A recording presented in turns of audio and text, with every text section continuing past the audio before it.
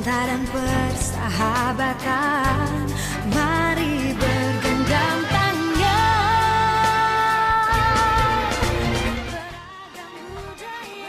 Assalamualaikum warahmatullahi wabarakatuh. Selamat pagi, ATR BPN melayani profesional dan terpercaya, yang maju dan modern. Salam sejahtera untuk kita semua. Kita adalah kelompok 1 studi lapangan pelatihan kepemimpinan pejabat pengawas 5 dengan lokus kantor Dinas Kebudayaan dan Pariwisata Kabupaten Banyuwangi yang diselenggarakan oleh PPSDM Kementerian ATR BPN. Selama studi lapangan, kelompok kami dimentori oleh Bapak Muhammad Ali Hindarto. Selanjutnya kelompok kami terdiri dari Ketua Geng Bli Eka Arya Wirata Kasih Pengendalian Kanwil BPN Provinsi Bali, Sekretaris Acil Dini Puspita Sari Kasih Infrastruktur Pertanahan Kantah Kabupaten Kota Baru, Bendahara Neng Mutmainah Kasubag Umum dan Informasi Kanwil BPN Provinsi Banten, Anggota AA Nono Suhartono Kasih Pengukuran dan Pemetaan Dasar Bidang Infrastruktur Kanwil BPN Jawa Barat, Bang Heru Supriyadi Kasih Wilayah 1B Direktorat Pemanfaatan Ruang, Fuad Hashim Kasubag Jaringan Dokumentasi dan Informasi Hukum Biro Hukum Sekretariat Jenderal, Muhammad Fauzi Hidayat Kasubag Hukum Ses Dirjen Pengendalian Pemanfaatan Ruang dan Penguasaan Tanah, Sutarni Kasih PMPP Kantah Kabupaten Tabalok, Muhammad Indra Lesmana Kasubag TU Kantah Kabupaten Bengkayang, Ari Teguh Nugraha Kasih Pengadaan Tanah Kantah Bengkulu Utara. Karena saat ini masih pandemi COVID-19 ya guys, maka studi lapangan diselenggarakan secara virtual dengan menghadirkan narasumber, yaitu Bupati Banyuwangi Abdullah Azwar Anas dan Kepala Dinas Kebudayaan dan Pariwisata Kabupaten Banyuwangi M.Y. Bramuda.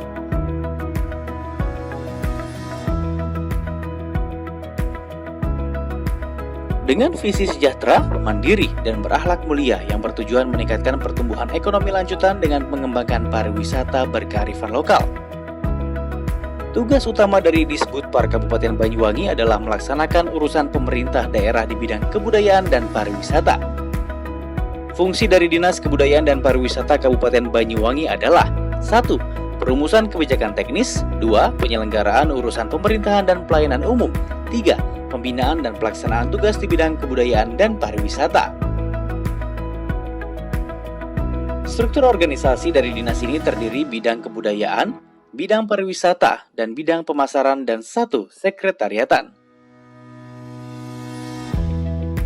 Jumlah SDM, ASN 24 orang, THL 40 orang.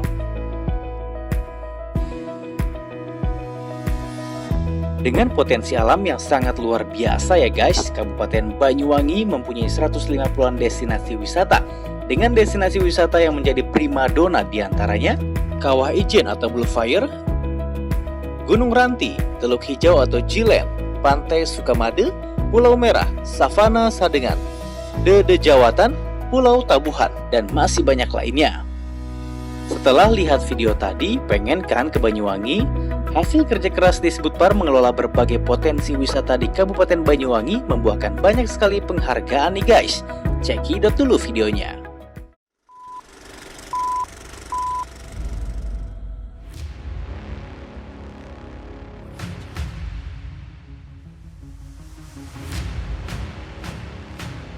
Ini salah satu kegiatan yang inovatif. Melalui kegiatan ini Disbudpar mendapatkan penghargaan, yaitu Banyuwangi Festival masuk top 40 Kemenpan RB. Selain itu, pariwisata Banyuwangi diakui dunia yang menyabet penghargaan ASEAN Tourism Standard Award kategori Clean Tourist City, UNWTO kategori Inovasi Kebijakan Publik dan Tata Kelola, ISTA 2019 kategori Tata Kelola Destinasi Wisata, juga Anugerah Wisata Jawa Timur tahun 2019 karena Kabupaten Banyuwangi memiliki komitmen dan kepedulian yang tinggi dalam mengembangkan sektor wisata. Pariwisata Banyuwangi masuk ruang publik di Rusia, Eropa, Amerika, dan Australia. Itu loh negeri WOL, hehehe. Penghargaan-penghargaan itu diperoleh tidak terlepas dari kepemimpinan dari Bupati Banyuwangi sebagai CEO. Apa saja kunci sukses Disbudpar Kabupaten Banyuwangi mengelola potensi kebudayaan dan pariwisata di Kabupaten Banyuwangi sehingga bisa mendapatkan penghargaan? Yuk kita simak. Ini adalah kunci kesuksesan.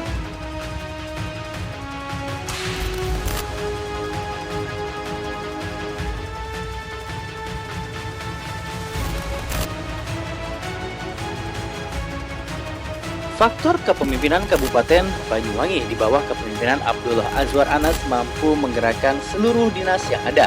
Hal yang pertama dilakukan oleh Bupati Banyuwangi adalah membentuk super tim. Semua SKPD adalah Dinas Kebudayaan dan Pariwisata.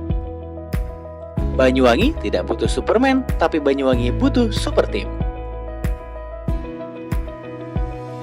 Yang kedua, kemampuan memahami permasalahan isu-isu strategis, diantaranya belum optimalnya kunjungan wisatawan, belum optimalnya lack of stay dan spending of money, belum optimalnya pengembangan budaya lokal menjadi atraksi, belum optimalnya pengembangan destinasi wisata.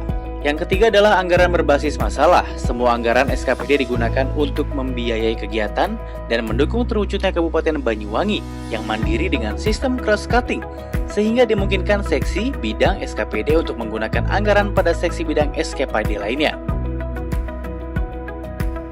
Yang keempat dan lima adalah manajemen SDM dan efektivitas dan solidaritas tim. Setiap kegiatan yang diselenggarakan oleh Disbudpar Kabupaten Banyuwangi, setiap inovasi yang dilakukan dikerjakan secara bersama-sama loh, alias melayani masyarakat tanpa ego sektoral. Yang keenam, kemampuan mengelola memanfaatkan sumber daya alam, kebudayaan, dan pariwisata. Dengan dikepalai oleh M.Y. Bramuda, kinerja Disbudpar Kabupaten Banyuwangi meningkat pesat. Dengan keterbatasan SDM membuat Kadis yang satu ini berinovasi dengan merekrut tenaga milenial yang bertugas menghasilkan gagasan baru yang atraktif, inovatif, dan edukatif, sehingga destinasi pariwisata yang ada atau yang akan ada dapat lebih menarik wisatawan.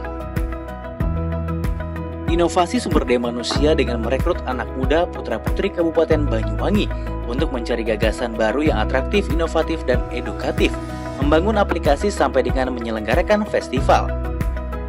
Inovasi teknologi, Disbudpar mengubah pelayanan dengan menggunakan aplikasi dengan motonya, siapa yang cepat mengalahkan yang lambat.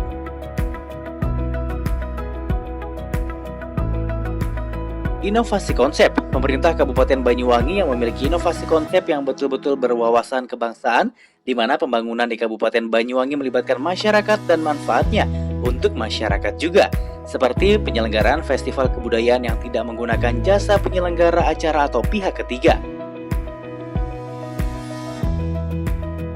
Inovasi metode.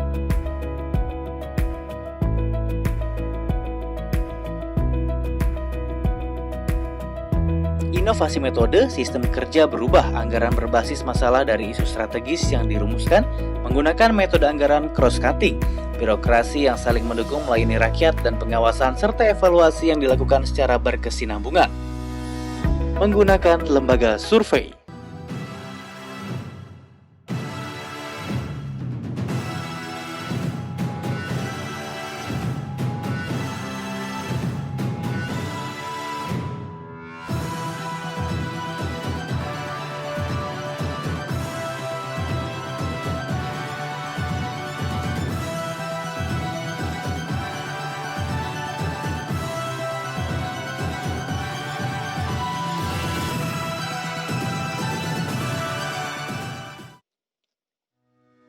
Dari studi banding ini kita dapat banyak hikmah nih guys.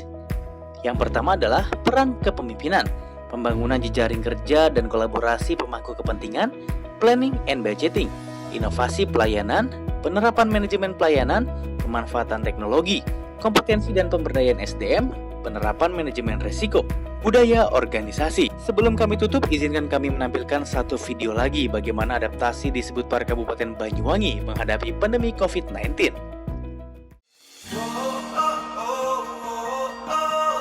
Gaya baru pelesiran ke Banyuwangi, tradisi, teknologi, keindahan, dan kesehatan. Berwisata ke Banyuwangi tak akan sama lagi dengan sebelumnya. Bakal lebih happy, pakai teknologi, makin kaya tradisi, dan bikin sehat diri. Apa gaya baru wisata Banyuwangi? Ada aplikasi panduan kesehatan. Sajikan semua destinasi, hotel, homestay, kafe, restoran, dan warung makan yang telah mendapat sertifikasi kebersihan dan kesehatan dari Dinas Kesehatan. Ada paket wisata tradisi di alam permai yang bikin sehat diri. Banyuwangi cagar biosfer yang berlimpah oksigen.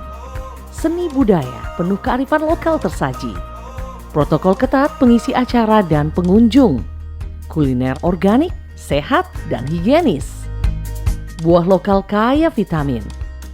Paket wisata outdoor bikin sehat jiwa raga. Ada protokol jam buka untuk destinasi dan kafe resto.